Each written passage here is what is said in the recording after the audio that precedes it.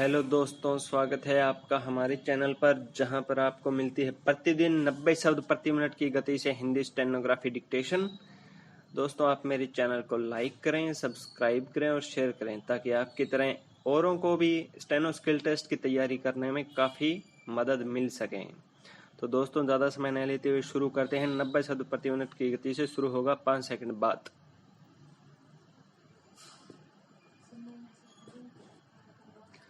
उपभोक्ताओं का भरोसा जितना मजबूत होता है, उसे अर्थव्यवस्था के लिए उतना ही अनुकूल माना जाता है।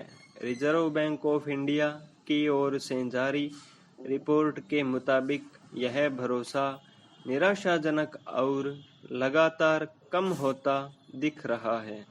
आरबीआई की ताज़ा रिपोर्ट के मुताबिक कंज्यूमर कॉन्फिडेंस इंडेक्स 2014 के मुकाबले अपने न्यूनतम स्तर पर पहुंच गया है। इसी वर्ष सितंबर में 89.4 अंक से लुढ़क कर यह इंडेक्स नवंबर में 85.7 पर पहुंच गया। यह इंडेक्स जब 100 से नीचे आता है तो यह संकेत होता है कि उपभोक्ता आशावादी नहीं है। इस दौर में गुड्स व सर्विस दोनों की बिक्री घट जाती है। आरबीआई अपने सर्वे के नतीजों के आधार पर यह इंडेक्स जारी करता है। इसमें उपभोक्ताओं से मौजूदा आर्थिक परिस्थितियों, रोजगार सृजन, महंगाई के साथ साथ आय व्यय खर्च के मुद्दों पर उनकी राय ली जाती है। उपभोक्ताओं के भरोसे में आई इस कमी का बड़ा कारण घटती विकास दर और बेरोजगारी की बढ़ती दर को माना जाना चाहिए। पैरा, पिछले कुछ वर्षों में महंगाई जिस तरह से बढ़ रही है, उसे काबू करने के प्रयासों को भी खास सफलता नहीं मिल पाई है। आम उपभोक्ताओं को आगे भी महंगाई और बढ़ने की आशंका नजर आ रही है। सरकार भले ही यह दावा कर रही है कि अर्थव्यवस्था का पाया मजबूत करने के लिए वह हर संभव प्रयास कर रही है, लेकिन जो प्रयास हो रहे हैं उनके नतीजे सामने आ ही नहीं रहे।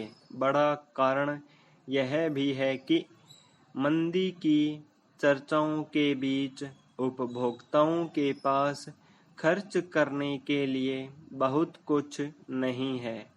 ऐसे उपभोक्ताओं की तादाद भी बढ़ रही है जो मंदी और महंगाई पर भविष्य के हालात को लेकर अनिश्चय की स्थिति में है।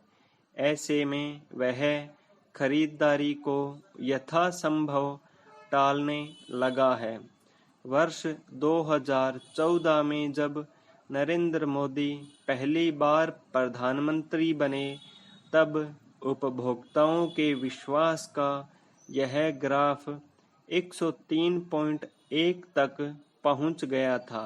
बाद में इस इंडेक्स में उतार चढ़ाव होता रहा, लेकिन इसी वर्ष हुए लोकसभा चुनाव के बाद से यह इंडेक्स लगातार नीचे आ रहा है। आर्थिक स्थिति और रोजगार को लेकर लोगों का भरोसा कायम नहीं रह पाया तो इसमें और गिरावट होने लगे तो कोई अचरज नहीं होना चाहिए। नोटबंदी और जीएसटी जैसे सुधारात्मक कदम उठाने के बावजूद आर्थिक विकास दर की रफ्तार कम भले हो तो चिंता होना स्वाभाविक है। देखा जाए तो अर्थव्यवस्था ऐसी गाड़ी है जो निवेश और खपत के दो पहियों पर चलती है। विकास दर में कमी आने के बावजूद मंदी नहीं होने का दावा करने वाली सरकार को निवेश के लिए बेहतर माहौल तो बनाना ही होगा, साथ ही उपभोक्ताओं को भी आश्वस्त करना होगा कि वे महंगाई को लेकर आशंकित न हों। राजस्थान में सरकार फिर प्रयास कर रही है कि प्रवासी राजस्थानी यहाँ जुटें। अगले साल प्रवासी राजस्थानियों का अंतर्राष्ट्रीय सम्मेलन जयपुर में हो।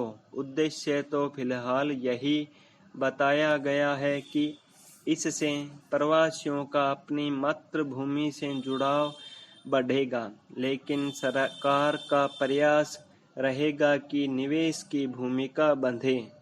प्रवासी अपने उद्यम का केंद्र यहाँ विकसित करें ताकि तंगहाली दूर हो, रोजगार के अवसर बढ़े और राज्य का आर्थिक ढांचा मजबूत हो। लेकिन क्या यह भी हर बार की तरह होगा?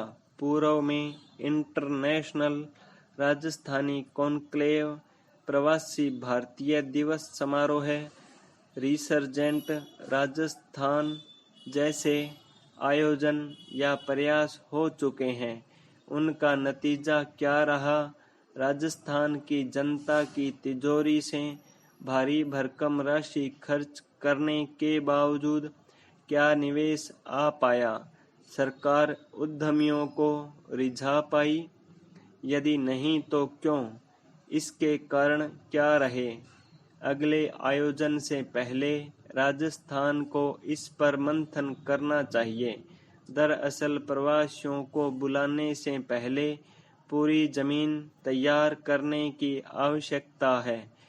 पहले से समझ लेने की जरूरत है कि राजस्थान मूल के उद्यमियों को यहाँ उद्यम करने या बढ़ाने में क्या दिक्कतें आ रही हैं, उनकी क्या आवश्यकताएं और प्राथमिकताएं हैं, उन्हें यहाँ निवेश के लिए किस तरह की सुविधाएं चाहिए। सरकार प्रवासियों को बुलाने के बाद उन्हीं से यह सब पूछेगी तो हल कब निकालेगी? फिर परिणाम कब आएगा? क्योंकि कमी उद्यमियों की नहीं, सरकारी प्रयासों की है। राजस्थान की धरती ने तो ऐसे धन कुबेर दिए हैं जो आर्थिक जगत में आज वैश्विक स्तर पर अपना परचम फहरा रहे हैं। उन्हें अपनी माटी से मोह न हो, यह संभव नहीं लगता। जरूरत उन्हें अनुकूल माहौल देने की है। यह तब ही संभव होगा जब सरकार सीधे आयोजन की ओर कदम बढ़ाने के बजाय पहले कसरत पूरी करे, ताकि उद्यमी आएं तो उन्हें सरकार की तैयारी शून्य पर न मिले, बल्कि सरकार उनके समक्ष अपनी ओर से कुछ रख सके। तब ही उनका आना और सरकार का उन्हें बुलाना सफल हो पाएगा। आए दिन होने वाली दुष्कर्म की घटनाओं ने झकझोर कर रख दिया है। इसके लिए जिम्मेदार सिर्फ कानून व्यवस्था को नहीं माना जा सकता। इंटरनेट पर उपलब्ध अश्लील सामग्री, टीवी पर दिखाए जाने वाले औरतों के अर्धनग्न विज्ञापन, फिल्मों के प्रेम दृश्य, अश्लील गाने, द्विअर्थी संवाद इसके लिए जिम्मेदार है।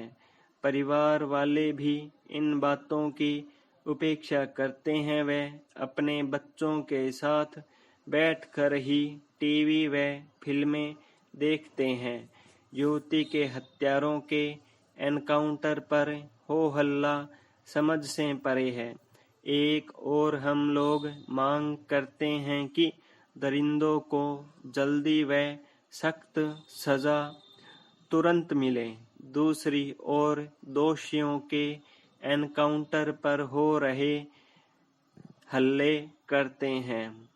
न्याय प्रक्रिया बड़ी जटिल है कि ऐसे मामलों में जल्दी न्याय मिलना कठिन दिखता है। भारतीय न्याय प्रक्रिया पर विश्वास बना रहे और इस पर किसी तरह की अंगुली न उठे, ऐसी व्यवस्था होनी चाहिए। पाई स्टॉप।